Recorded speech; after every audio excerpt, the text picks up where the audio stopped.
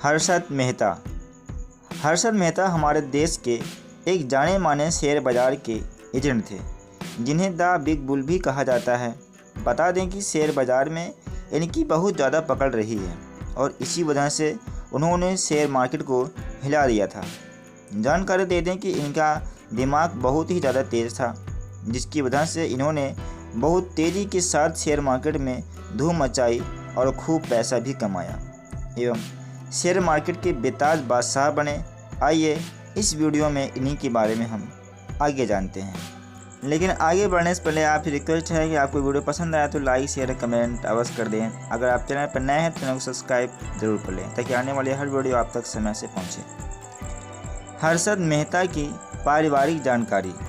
जाने माने stock broker Harshad Mehta ने गुजरात के राजकोट ज़िले में एक छोटे से गुजराती परिवार में जन्म लिया था। जब हर्षद मेहता का बचपन गुजरा तो उसके बाद उनका सारा परिवार मध्य प्रदेश राज्य में शिफ्ट हो गया था। हर्षद मेहता के पिता मुंबई के कांदिवली में अपना बिजनेस करते थे। उनके पिता ने मुंबई में अपना खुद का कारोबार किया था, जिसमें उन्हें असफलता मिली थी। उसके बाद उन्होंने फिर मध्य प्रदेश में बिजनेस शुरू किया। इनकी माता एक गृहिणी थी और इनके 3 भाई थे। इसके अलावा उनके परिवार में उनकी पत्नी है और एक बेटा है। हर्षद मेहता की शिक्षा। हर्षद मेहता ने प्रारंभिक पढ़ाई छत्तीसगढ़ के रायपुर में होली फ्रांस बेरन बाजार हायर सेकेंडरी स्कूल से करने के बाद उन्होंने बीकॉम की पढ़ाई मुंबई के लाला लाजपत राय कॉलेज से की थी। यहाँ बता दें कि हर्षद मेहता एक बहुत ही इंटेलिजेंट और होशियार छात्र रहे थे। हर्षद मेहता का कैरियर।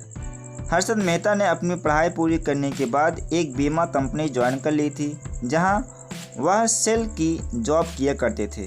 वहां पर नौकरी करने के कुछ दिनों बाद उन्होंने एक ब्रोकरेज फर्म में काम करना शुरू कर दिया और वहां पर उन्होंने स्टॉक मार्केटिंग के बारे में सभी जानकारियां को बहुत बारीकी से सीखा।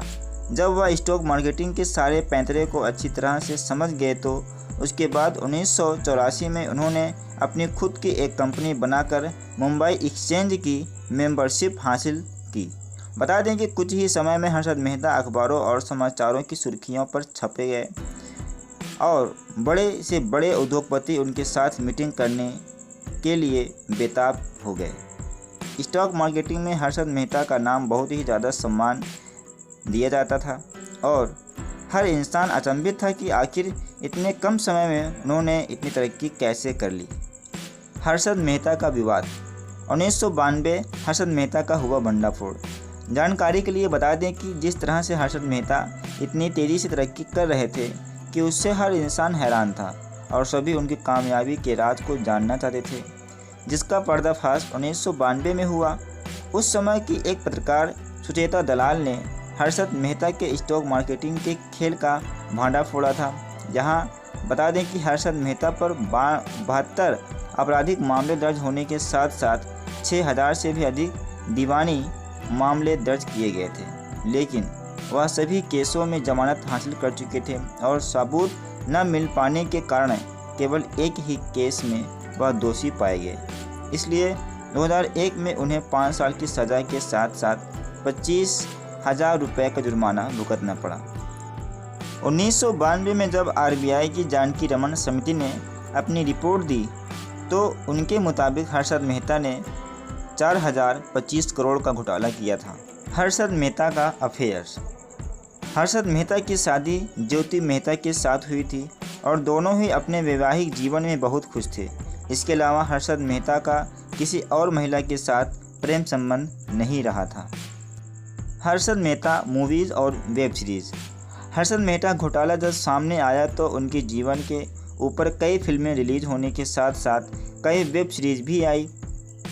2020 में हर्षद मेहता की ज़िंदगी पर आधारित एक वेब सीरीज़ सोनी लाइव पर भी दिखाई गई, जिसका नाम 1992 स्कैम द हर्षद मेहता था। हर्षद मेहता की मृत्यु। शातिर और तेज दिमाग स्टॉक ब्रोकर हर्षद मेहता की मृत्यु बहुत ही रहस्यमय तरीके से उस समय हुई थी जब वह केस में दोषी पाए गए और उन्हें 5 साल की जेल हो गई थी। जानकारी के लिए बता दें कि हर्षद मेहता ठाणे जेल में बंद थे जब 31 दिसंबर 2001 को अचानक देर रात उनकी छाती में दर्द हुआ तो उन्हें थाने सिविल अस्पताल में ले जाया गया, जहां वहां पर उनकी मौत हो गई। इस प्रकार केवल 47 वर्ष की आयु में उनकी मृत्यु हो गई। स्टॉक मार्केटिंग के बेताज बादशाह रह चुके हर्षद मेहता निश्चित ही एक बहुत ही तेज दिमाग वाले इंसान थे, लेकिन उन्होंने अपने तेज दिमाग का प्रयोग गलत तरीके से पैसा कमाने में इस्तेमाल किया। अगर वह सही तरीके से इसका प्रयोग करते तो आज उनका नाम किसी भी तरह के घोटाले से जुड़ा नहीं होता और लोगों के बीच आज उन्हें एक सम्मानजनक तरीके से याद किया जाता।